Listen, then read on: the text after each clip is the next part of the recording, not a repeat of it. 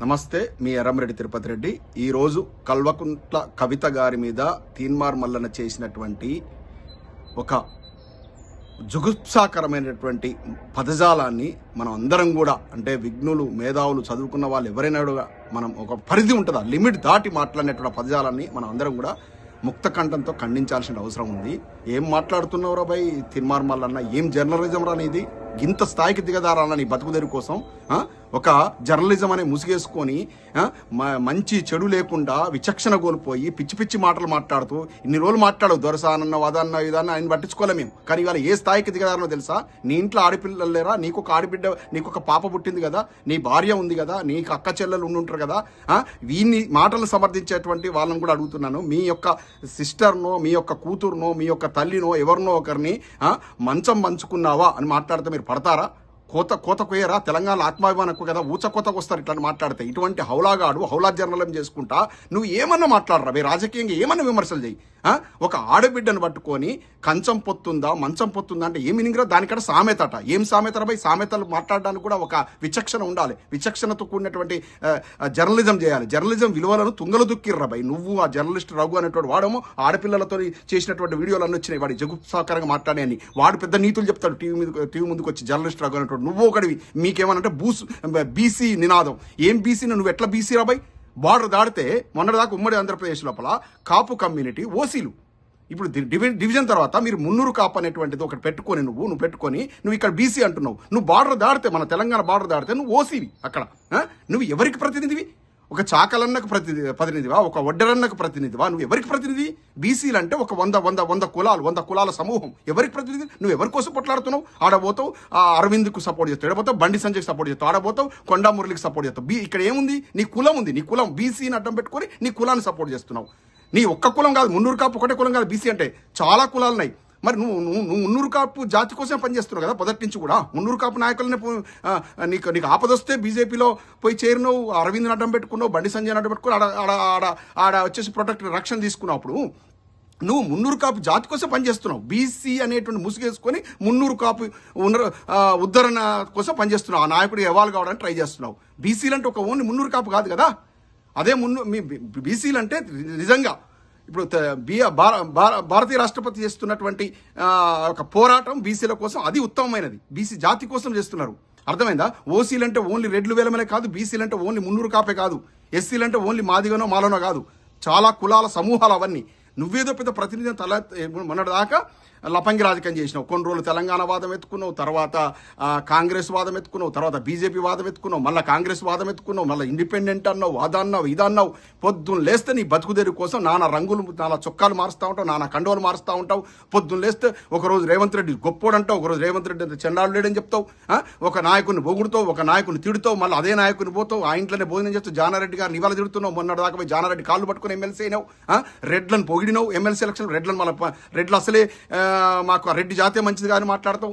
ఏందిరా భయ్ నీకు ఒక లిమిట్ లేదారా నీ నోటికి? పొద్దున్న లేస్తే ఏది పడుతుంది, ఎవరిని పడతా వాళ్ళని వ్యక్తిగతంగా, కులం పరంగా, మతం పరంగా టార్గెట్ చేస్తూ మాట్లాడతావు. గింత లపంగి రాజకీయ బతుకుదేరు కోసం గింత దిగదారి బతకాలన్నారా? ఒక ఆడబిడ్డను పట్టుకొని కంచం పొత్తుందా, మంచం పొత్తుందా అని మాట్లాడతావు. దీన్ని కూడా సమర్థించేటువంటి యూజ్లెస్ వేసలు వెధవ నా కొడుకులు ఈ మీడియాలో నేను చూస్తున్నా రోజు. నిన్నటిని చూస్తున్నారు. వీడిని కూడా సమర్థిస్తున్నారు.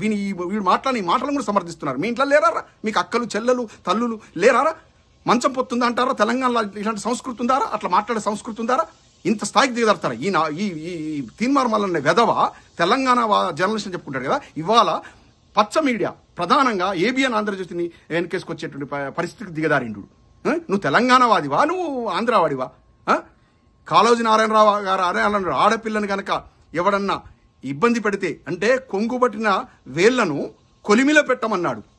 అలాగే ఇంటి దొంగను అధపాతాలను పాతి పెట్టమన్నాడు. పక్క రాష్ట్రపోడు కనుక మన మీద ద్రోహం చేస్తే వాడిని పొలిమేరలు దాటిస్తున్నాను. కానీ ఇంటి దొంగలు వీళ్ళు ఎవడు? తీన్మార్ మల్లన్న, జర్నలిస్ట్ రఘు, ఆ మైపాల్ యాదవ్, ఇటువంటి వాళ్ళంతా కూడా కేసీఆర్ గారిని టార్గెట్ చేస్తూ కేసీఆర్ కుటుంబాన్ని టార్గెట్. ఎందుకంటే వాళ్ళంతా తెలంగాణకు ప్రతినిధులు రాబాయి. వాళ్ళు తెలంగాణ కోసం కొట్లాడరు రాబాయి. 7 దశాబ్దాల కళను నెరవేర్చారు రాబాయి. తెలంగాణ సస్యశ్యామలం చేశారు రాబాయి.